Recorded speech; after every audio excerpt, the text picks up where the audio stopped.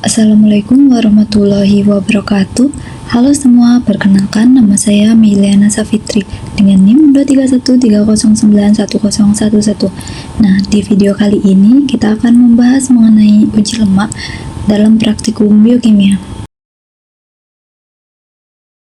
Sebelum kita masuk ke praktikum uji lemak, yuk kita pelajari bersama apa sih sebenarnya yang dimaksud dengan lemak dan bagaimana zat ini dapat mempengaruhi kehidupan sehari-hari kita. Lemak atau disebut juga dengan lipid berasal dari bahasa Yunani yaitu lipos dan dalam bahasa Inggris disebut dengan fat, merupakan salah satu dari 4 makromolekul pada sel hidup dan berupa senyawa heterogen yang larut dalam pelarut organik seperti kloroform dan metanol. Nah, lemak ini bersifat hidrofobik atau tidak larut dalam air. Nah, lemak ini berperan penting dalam proses metabolisme dan sebagai komponen utama penyusun membran sel. Lemak berasal dari 2 sumber utama dalam tubuh manusia. Yang pertama yaitu berasal dari organ hati, di mana hati merupakan organ vital dalam metabolisme lipid. Hati memainkan peran sentral dalam produksi dan pengaturan lemak dalam tubuh, baik dalam bentuk sintesis lipoprotein yang mengangkut lemak maupun dalam proses pemecahan lemak menjadi energi atau simpanan jangka panjang. Kedua, lemak juga berasal dari makanan yang dikonsumsi sehari-hari. Nah, dari makanan yang kita konsumsi sehari-hari, lemak dapat digolongkan menjadi 2 jenis, yaitu lemak nabati yang banyak terkandung dalam kacang-kacangan dan lemak hewani yang dapat kita peroleh dengan mengonsumsi daging, susu, dan jeroan.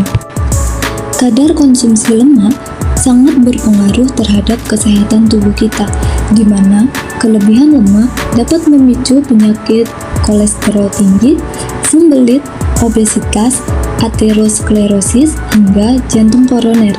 Sedangkan jika tubuh kekurangan lemak dapat menyebabkan kulit menjadi kering, sulitnya berkonsentrasi, tubuh merasa mudah lelah, dan ketidakstabilan gula darah.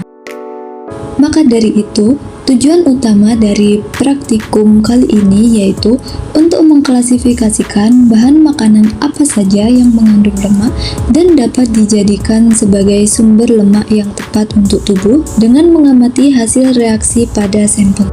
Untuk metode pengujian lemak kali ini kita menggunakan 2 cara pengujian, di mana yang pertama dengan kertas dan yang kedua dengan larutan etanol.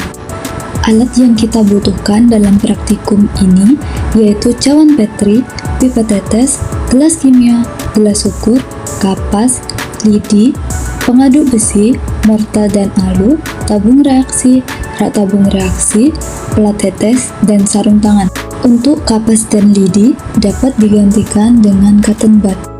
Kemudian untuk bahan yang kita butuhkan yaitu susu UHT, susu kental manis, margarin, putih telur, minyak kelapa sawit, etanol, dan kertas.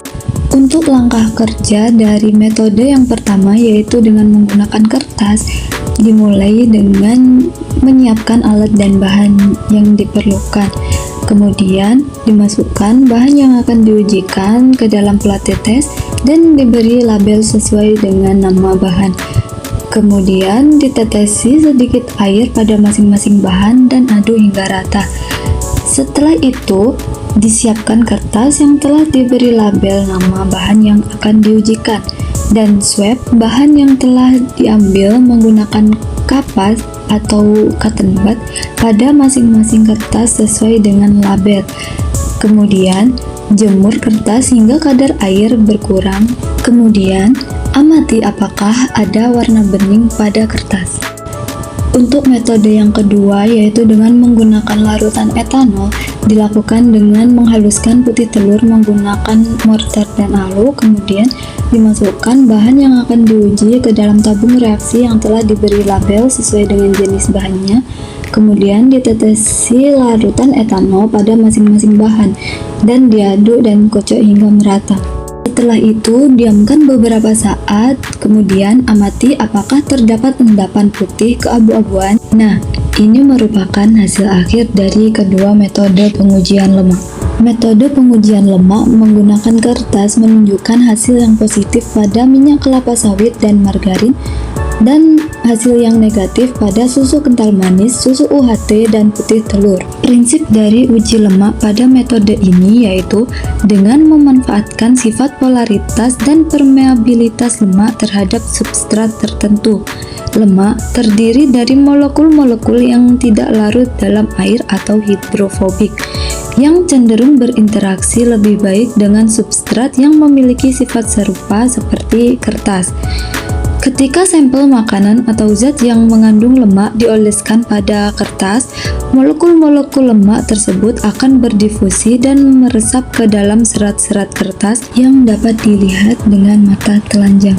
Dari hasil pengujian lemak dengan menggunakan metode etanol didapatkan hasil positif pada minyak kelapa sawit dan hasil negatif pada margarin, susu kental manis, susu UHT, dan putih telur. Perubahan warna sampel menjadi putih keabu-abuan dalam uji lemak pada etanol disebabkan oleh interaksi molekul antara lemak dan etanol, di mana lemak yang tidak larut sepenuhnya dalam etanol cenderung membentuk partikel atau emulsi kecil dalam larutan. Ini dapat mengganggu penyebaran cahaya di dalam larutan yang menyebabkan larutan terlihat keruh atau abu-abu daripada transparan, sehingga sifat hidrofobik lemak yang tidak larut dalam air menyebabkan mereka mengumpul bersama-sama dalam larutan etanol dan merubah warna dan transparasi larutan secara visual. Maka dapat disimpulkan bahwa berdasarkan uji lemak menggunakan metode kertas dan etanol, kandungan lemak terdapat pada minyak kelapa sawit dan margarin, sedangkan pada susu UHT, susu kental manis, dan putih telur tidak mengandung lemak. Jadi, untuk penderita penyakit kolesterol tinggi, sembelit, obesitas, aterosklerosis, dan jantung koroner dianjurkan untuk mengurangi kadar konsumsi minyak kelapa sawit dan margarin. Sedangkan, jika mengalami kulit kering, sulit konsentrasi, mudah lelah, dan ketidakstabilan gula darah, dapat mengonsumsi minyak kelapa sawit dan margarin, tetapi dengan kadar yang tidak berlebihan. Nah, sekian yang dapat saya sampaikan. Terima kasih dan sampai jumpa di video selanjutnya.